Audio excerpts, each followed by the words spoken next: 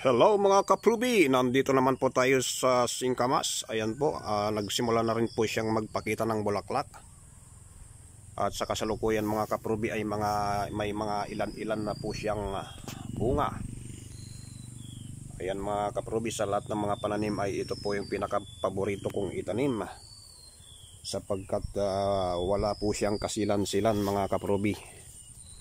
Hindi mo rin po siya kailangang i-pruning dahil siya na mismo ang nagpo-pruning sa kanyang sarili.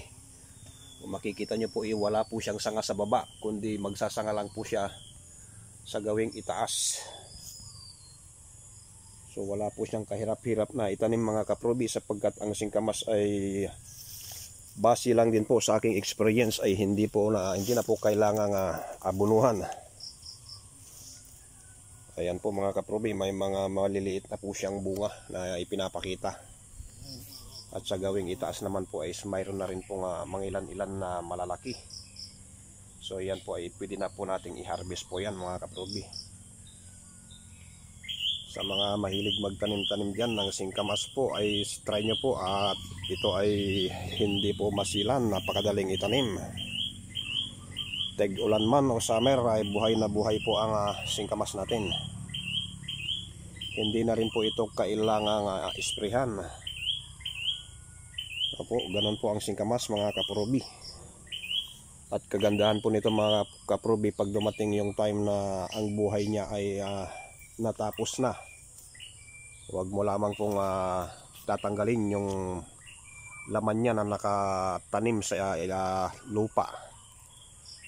Ay siya po ay mabubuhay ng maguli pag siya ay naulanan. Pagdating ng tag-ulan ay mabubuhay siya maguli, para po siyang reincarnation.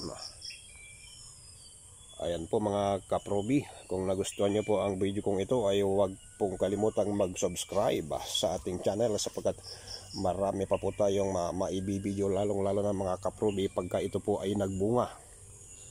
Ayan po mga kaprubi, kung napapansin nyo po, idong sa taas ng banana saging ay may nakikita po tayong mga bulaklak po ng singkamas. So ibig sabihin hindi po natin naisaayos yung singkamas natin, at doon na po umakyat na po sa saging. So hindi po natin maaabot po yon.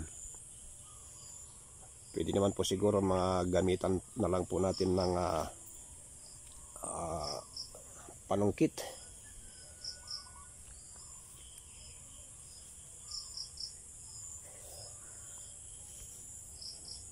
At ito naman ating okra ay kahaharbis ko lang kahapon.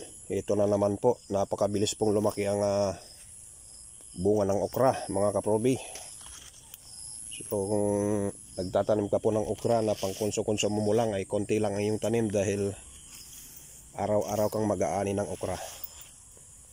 Yun lang po mga kaprubi, at maraming salamat po sa inyong panonood. Huwag kalimutang mag-subscribe, mag-like at mag-comment na rin po. Probinoy YouTube TV.